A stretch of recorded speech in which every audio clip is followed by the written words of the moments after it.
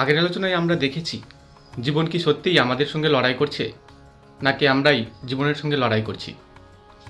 আরও দেখেছি ভীষ্মের শঙ্খনাদ এক ঘোষিত চ্যালেঞ্জ, আর কৃষ্ণের শঙ্খনাদ সেই চ্যালেঞ্জের প্রতি এক গভীর আনন্দময় স্বীকৃতি, যা কেবল যুদ্ধের ক্ষেত্রেই নয়, আমাদের প্রতিদিনের জীবনের প্রতিটি মুহূর্তেও সমানভাবে প্রযোজ্য। এরপর আমরা পরবর্তী আলোচনায় প্রবেশ করতে চলেছি। আজকের আলোচনায় আমরা দেখব শ্রীমদ্ ভগবদ্গীতার প্রেক্ষাপটে অর্জুনের বিষাদ আসলে অহিংসার জাগরণ নয়, বরং আমি ও আমারের বোধ থেকে জন্ম নেওয়া মমত্বের দ্বন্দ্ব। কিভাবে আপন ও পরের বিভাজনই সূক্ষ্ম হিংসার ভিত্তি হয়ে ওঠে এবং কেন এই সীমারেখা অতিক্রম না করলে প্রকৃত অহিংসা সম্ভব নয়, সেই গভীর সত্য নিয়েই আজকের আলোচনা। তাহলে শুরু করা যাক। ইয়ৎসমানান বেক্সায়ম ইয়া এতে অত্র সমাগতঃ ধার্তরাষ্ট্রস্য দুর্বুদ্ধে যুদ্ধে প্রিয়চিকীর্ষবঃ। সঞ্জয় উবাচ এবং উক্ত ঋষিকেশো গুড়াকেশেন ভারত সেনয়োর উভয়োর মধ্যে স্থাপয়িত্তরথোত্তমম। ভীষ্ম দ্রোণ প্রমুখতঃ সর্বেষাং চ মহীক্ষিতাম উবাচ পার্থ পশ্যৈতান সমবেতান কুরুনীতি। দুর্বুদ্ধি দুর্যোধনের হিতার্থে যেসব রাজন্যবর্গ যুদ্ধ করার জন্য স্থানে এসে উপস্থিত হয়েছেন, সেই সব যুদ্ধার্থীদের আমি দেখতে চাই। তারপর সঞ্জয় বললেন, হে ধৃতরাষ্ট্র, অর্জুন এই কথা বলায় ভগবান শ্রীকৃষ্ণ উভয় পক্ষের সেনার মধ্যে ভীষ্ম, দ্রোণ ও অন্যান্য রাজন্যবর্গের সামনে তাদের উত্তম রথ স্থাপন করে বললেন, যুদ্ধে উপস্থিত এই কৌরবদের দেখো। তত্র পশ্যতি স্থতা পার্থঃ পিতৃনাথ পিতামহান আচার্যান মাতুলান ভ্রাতৃন পুত্রান পৌত্রান সখীস্তথা শ্বশুরান সুহৃদশ্চৈব সেনয়োর উভয়োর অপি। তখন পৃথা পুত্র অর্জুন উভয় সেনার মধ্যে অবস্থানরত পিতৃব্য, পিতামহ, আচার্য, মাতুল, ভ্রাতৃপুত্র, পুত্র, মিত্র, শ্বশুর এবং শহীদগণকে দেখল। তান সমীক্ষ স্বকন্তেয় সর্বান বন্ধু অবস্থিতান কৃপয়া পরাবিষ্ট বিশিতান্নিদম অব্রবীত। উপস্থিত সেই স্বজন বান্ধবদের দেখে কুন্তিপুত্র অর্জুন অত্যন্ত করুণাদ্র চিত্তে বিষণ্ণ হয়ে বলল, দৃষ্টে মম স্বজনম কৃষ্ণ ইয়ৎসং সমুপস্থিতম ছিদন্তি মম গাত্রাণি সুখম চ পরিশুষ্যতি দেবতুষ্ট শরীরে মে রোম হর্ষশ্চ জায়তে। হে কৃষ্ণ, যুদ্ধক্ষেত্রে উদ্ধত এই যুদ্ধাবিলাসী স্বজন বান্ধবদের দেখে আমার অঙ্গ শিথিল হয়ে যাচ্ছে, মুখ শুকিয়ে যাচ্ছে, শরীর কম্পন এবং রোমাঞ্চ হচ্ছে।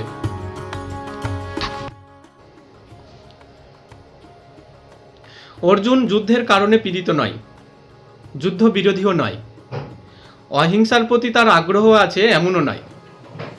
তার সমগ্র জীবনযাপন, তার সমগ্র শিক্ষা দীক্ষা সবই হিংসা ও যুদ্ধের জন্য প্রস্তুত।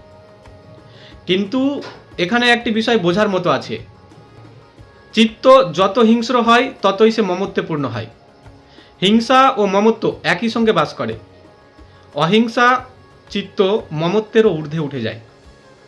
আসলে যাকে সত্যিকার অর্থে অহিংসক হতে হয় তাকে আমিত্ব অর্থাৎ আমার এই বোধটা ত্যাগ করতে হয়। আমার এই বোধি হিংসা, বিষয়টা স্পষ্ট করি। আমার বা আমি যখন বলি আমার, তখনই যা আমার নয় তা পৃথক হতে যেতে শুরু করে। আমি যখন কাউকে বন্ধু বলি, তখনই তার বিপরীত শব্দ শত্রুও তৈরি হয়ে যায়।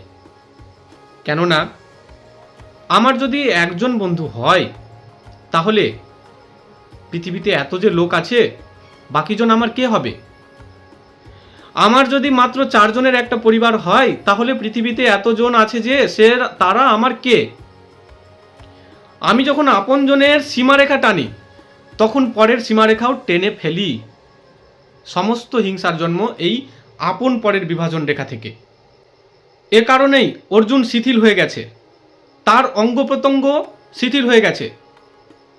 সে যুদ্ধ থেকে বিমুখ হয়েছে বলে নয়, অহিংসার কোনো আকস্মিক আকর্ষণ জন্মেছে বলেও নয়, বরং হিংসারই গভীর বৃত্তি মমত্ব তার চিত্তকে আচ্ছন্ন করেছে।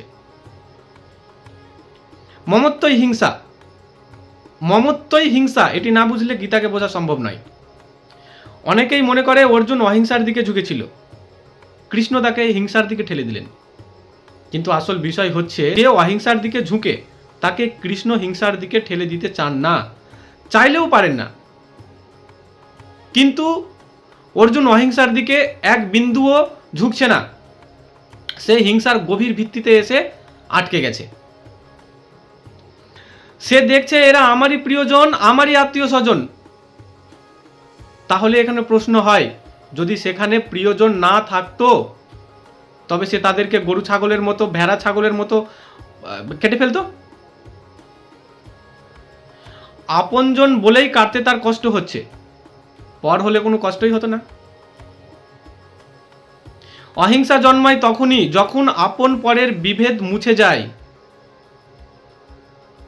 অর্জুনের সংকট অহিংসার আকর্ষণ থেকে নয়, বরং হিংসার মূল ভিত্তিতে এসে পৌঁছানোর ফলেই। এই সংকট মুহূর্তে তার সামনে মমত্ব উদ্ভাসিত হয়েছে। আমরা প্রায় আমাদের চিত্তের গভীরতা শুধু সংকট মুহূর্তেই দেখতে পাই। দেখতে পাই, সাধারণ মুহূর্তে গভীরতা প্রকাশ পায় না। অসাধারণ মুহূর্তে এই অন্তর্লীন সত্য উন্মোচিত হয়। অর্জুন দেখলো এরা আমার লোক, যুদ্ধ প্রায় শুরু হতে চলেছে, এমন সন্নিকটে এসে সে দেখছে এরা অর্জুনেরই লোক।